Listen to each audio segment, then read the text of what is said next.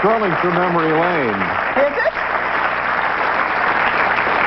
Vicki, you made me feel very good. This whole day, everybody's been strolling through memory lane. Yeah. I feel so much at home with a cave, but I'm afraid of bats. There were no bats or anything. I don't think so. Okay. I hope not. A crew member just ran back there, but there were no bats or anything. How did this whole thing start?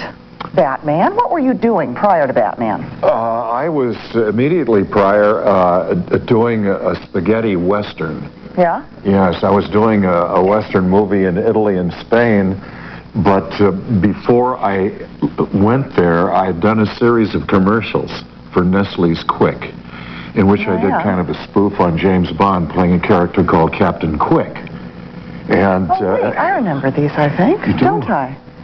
I think so, yeah. Yes, you do. You can see that. I'm old, yes, you guys. remember that. Yeah, so that's where they got the idea to cast you as Batman? I think so, but I didn't know that for maybe 3 or 4 years after we started Batman. As a matter of fact, when Batman finished prime time, I began to wonder why I was Batman. And I found out that at ABC and Fox, they'd seen those commercials. And this is the reason they called me in. Now, did you know did they send you like a pilot script? Is that what they gave you to look at? I didn't really have time because as many things happen, as you know, in television, it was kind of a last-minute flurry of activity and energy there, and my agent suggested that we go out there because they wanted to see me. And when we got there and talked a bit about the project, I said, could I see a script? They said, fine. I said, I'll go in this other office and read if it's all right. Okay. I read about 18 pages of this remarkable script by Lorenzo Semple Jr. called Hi Diddle Riddle, and fell off my stool laughing and said, yes, that's what I want to do. But it was totally different from anything you had done. It was totally different from anything that had even been on television, at this time, right? Yes. What did you think? Did you think it was did you do it on a whim? Did you think it was a good career move? Probably not. You thought it was not a good career move? Yes, I thought it was not a good career move. Well, so why'd you do it, Adam? Because I love the material. I couldn't help it, and I'll do anything. No, the real reason is, Vicki, I just felt that it was something fresh, it was different. It was going to be a first in that it was on for 2 nights a week and in color. And when I was younger, I had read some of the Batman stuff and enjoyed it. And I just felt to be part of something like that, with that sort of sly comedic take on it, that it would be fun. Now, I didn't know, is it true, or am I just like full of beans, that Lyle Wagner was your main competition for the part? I had heard that... Lyle? Yes. My Lyle? Your Lyle. I'd heard that he has great pecs. I had heard he still does. He's disgusting. Yeah. Well, so do you. Well, I'm for an older senior superhero, I guess. It's all right. I don't. But yeah, I heard that Lyle was considered, and Mike Henry and some other people.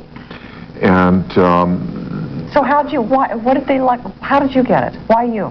Why do you think? Well, I don't know, except that I think funny. And I was never very serious about... I was serious about the work, but I never thought that Batman should be presented as kinky, violent, serious, and moody, and so on. I just felt that it should be lighthearted and more tongue-in-cheek and something for the kids as well as the adults. Yeah. You have a very distinctive voice, too. Well, I mean, the minute you came in today, and you were in the dressing room next to mine, and went, oh, there he is. Then you heard everything like I said through the wall. Yeah, you were just... I see. Right before we were coming out here, you were on the phone. My distinctive voice got me in trouble. Yeah, you were talking on the phone, and then you went in to use the bathroom. Oh, yes. With the voice, yes. Yeah, with your voice. I recognized everything that was going on over there. Ton of big stars on the show. I mean, it was like the in thing to do. Somebody said to me earlier today, they said, would you have taken a role on this show, Vicki? Yes, but I was an idiot on the Burnett show when this show. You were marvelous. Like a moron. I did a pilot with Carol not too long ago, and she told me that for 7 years, Vicki didn't speak. That's right. She didn't say anything. She was so shy. It's her favorite thing to laugh about now is that I never spoke and that I have a talk show. The irony. Yeah. She does his talk. You, of all people, to be having a talk show. Isn't it funny? But now, Yeah. favorite guest stars on Batman? Because should it was have a done. very in thing to do. I was an idiot. Who would you have played had you had the chance to do a villainess? I don't know. The pipsqueak, the moron. No, I think possibly someone like Zsa Zsa Gabor played. Thanks a lot. Yes, or someone Ethel Merman. more glamorous. Who?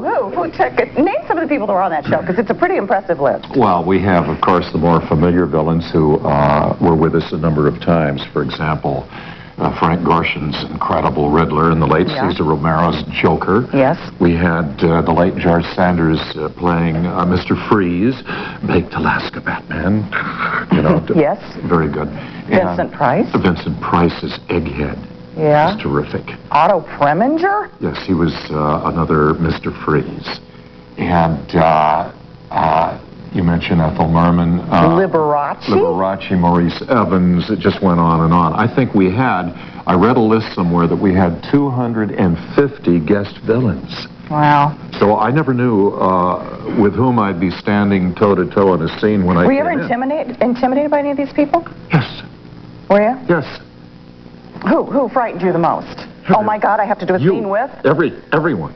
No, Really? seriously. I mean, I never knew. And we had so many great stars and celebrities on the show that when I go in the morning, I didn't know who was going to be there. Really? So it was a really last-minute casting. This whole thing, Yes. this whole experience sounds like it was rather chaotic.